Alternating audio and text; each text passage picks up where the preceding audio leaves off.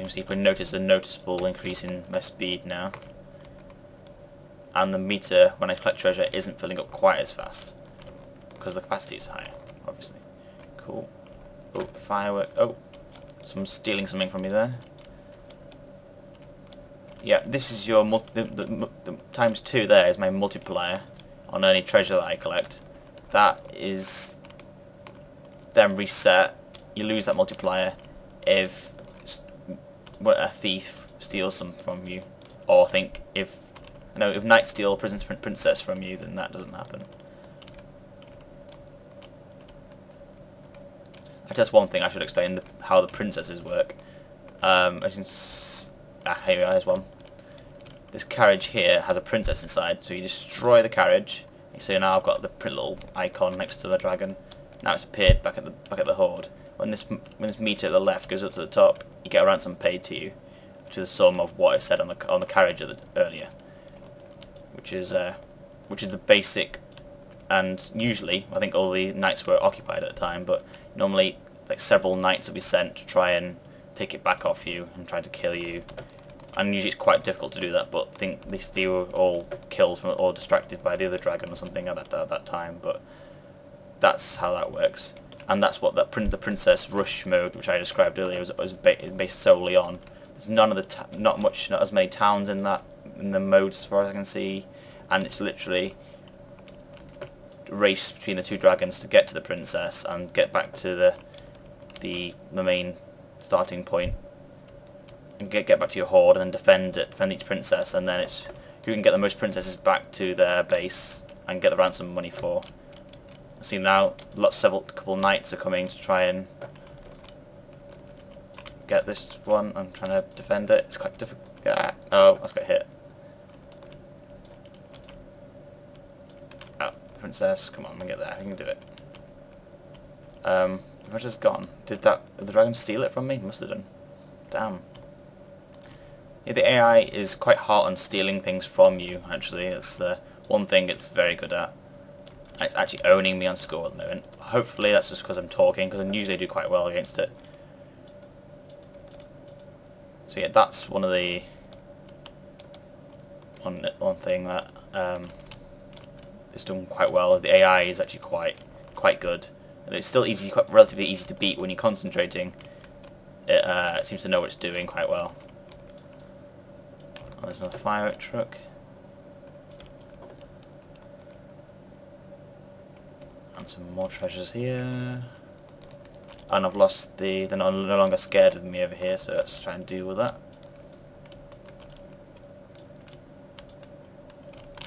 Oh dear, getting hit by them archers. Oh, and here we have a giant. Try and take that guy out. As you can see, he's worth a lot of treasure.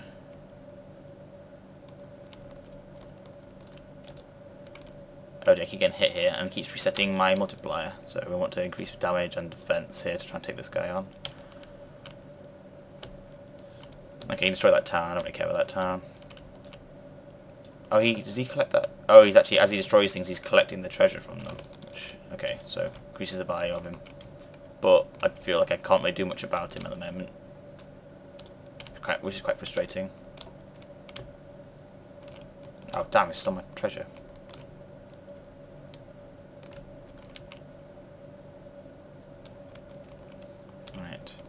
Okay, I think that I've actually covered more or less all the mechanics here. Oh, and here's an example of the wizard tower here now. Actually, if we can destroy that wizard tower, apparently you get a gem. I never actually managed to do that because I usually get killed before that happens.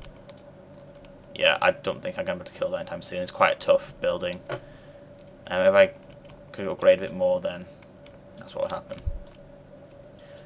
So that's more or less the whole game, as far as I can see. You rescue the princesses, get the ransoms, destroy the wizard towers, get the gems, destroy these trucks, and you get the treasure from them. Destroy the knights, you get more points. Destroy the giants, get more points. Basically destroy everything and get points for it. Right, well I think it's time to wrap up my thoughts on the game.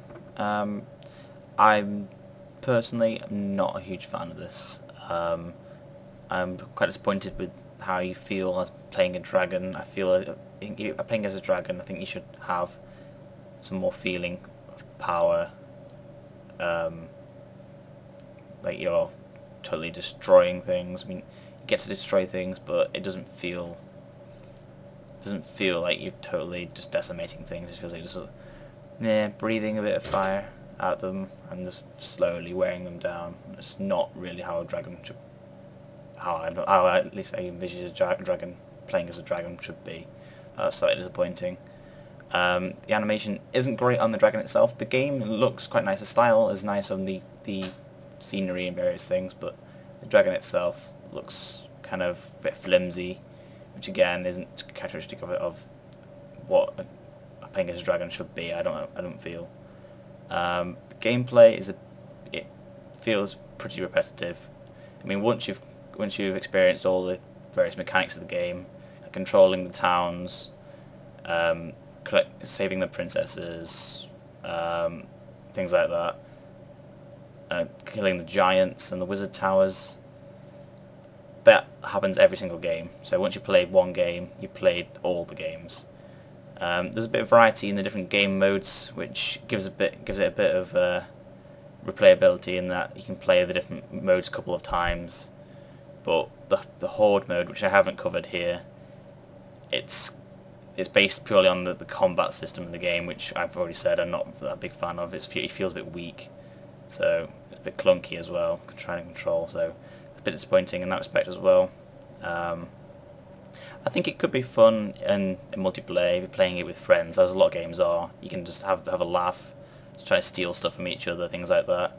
I think that probably would be slightly more interesting, but still, I imagine you still will get bored after not too long. For guys who love to get the top scores and things, and they're really into score attack games and they want to get all the achievements and whatnot, this game could be quite fun, because it is quite challenging to get the top medals, the gold medals, or some of the higher scores from the higher achievements. So that could be quite fun, maybe for you guys if you love trying to get those top scores. But I think there are better games out there to suit your purpose if you're so inclined to do that sort of thing. I picked this game up on the Humble Indie bundle, and it didn't cost me hardly anything, so I don't regret buying this game at all. But now it's not on the bundle. It's on Steam at least. It's £6.99, and for that price, I can't really recommend it. But you know, if you feel you might enjoy it, then obviously pick it up. But I think that's where I'm going to leave it. I've been True Brit, and thanks for listening. So there's also a nice thing which I haven't demonstrated very well here, which is, like when I saw you before, when I made this town here afraid of me, and they then sent tributes to me, you can then defend that town and allow it to grow, and as it grows it will send larger and larger